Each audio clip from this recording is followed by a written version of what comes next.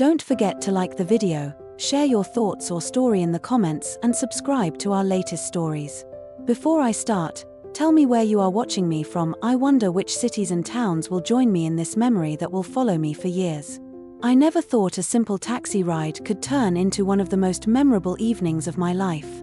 It was one of those late spring evenings where the air carries the scent of blooming flowers mixed with the faint city exhaust, the kind that makes you feel both restless and reflective. I had just finished a long day at work, endless meetings, phone calls, and the usual shuffle of paper and computer screens. By the time I stepped out of my office building, the sky had begun to fade into a soft, dusty pink, and I felt every inch of the day's tension pressing into my shoulders. The taxi pulled up almost immediately, the city lights reflecting in the polished black paint, and I sank into the back seat with a sigh that carried the weight of everything I'd been holding in. The driver, a man in his late 50s with kind eyes and a calm demeanor, glanced at me through the rearview mirror and smiled politely. His presence was quietly comforting, though I didn't know why. "Evening," he said, his voice smooth and grounded. "Long day?" "You could say that," I replied, leaning back and letting the leather cradle me. There was something immediately easy about him, a kind of unhurried patience that I hadn't encountered in months of commuting in this city. The ride started with small talk, weather, traffic, the usual exchange between strangers, but it quickly unfolded into something unexpected. He spoke about his love for cooking, mentioning how he always tried to perfect recipes that reminded him of his mother's kitchen. He spoke in a way that made me picture him in his own home, apron on, music softly playing in the background, chopping vegetables with care. His words painted such vivid images that for a moment, the city outside seemed secondary, almost like it was waiting for us to finish our conversation. "I make a mean pasta primavera," he said, almost as if testing the waters. "Nothing fancy, but it's honest food, and sometimes that's what we all need at the end of the day, isn't it?" I found myself smiling, more at the thought of his quiet domesticity than at the food itself.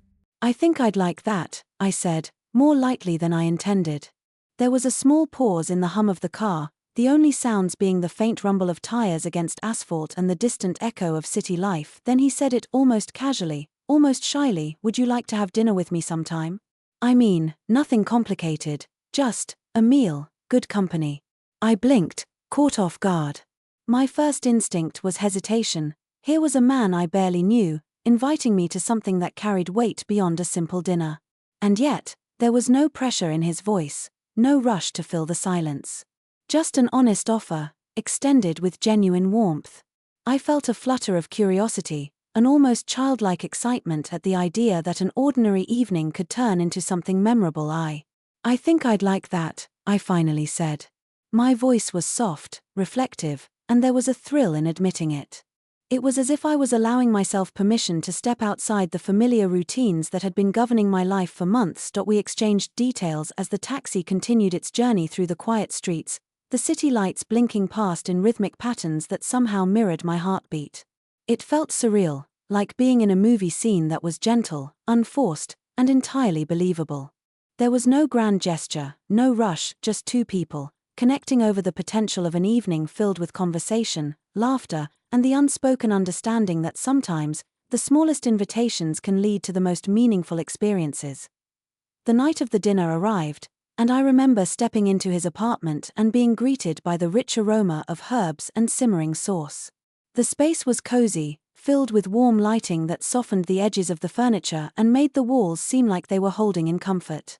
He moved around the kitchen with ease, chopping, stirring, and tasting as he went, all while keeping up a quiet conversation that made me feel both seen and at ease. We talked about everything and nothing: our families, our favorite books, small regrets, and hidden joys. There was laughter, subtle glances, and the kind of silence that felt like a shared secret rather than an absence.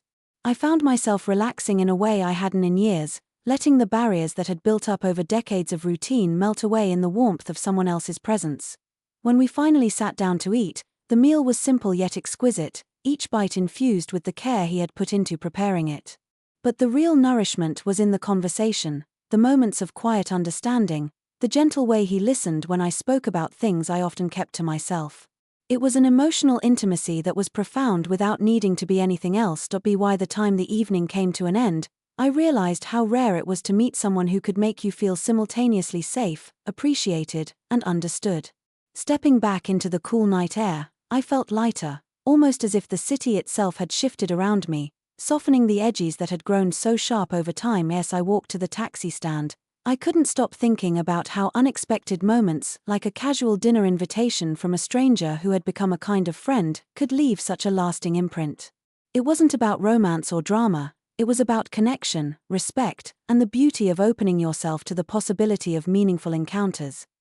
That night stayed with me, a quiet reminder that life often offers us the most profound experiences when we least expect them, and that sometimes, a simple invitation can change the way you see the world, if only you accept it. And that is the story of how a taxi ride, a warm smile, and an honest invitation created a memory I will carry for years. 1.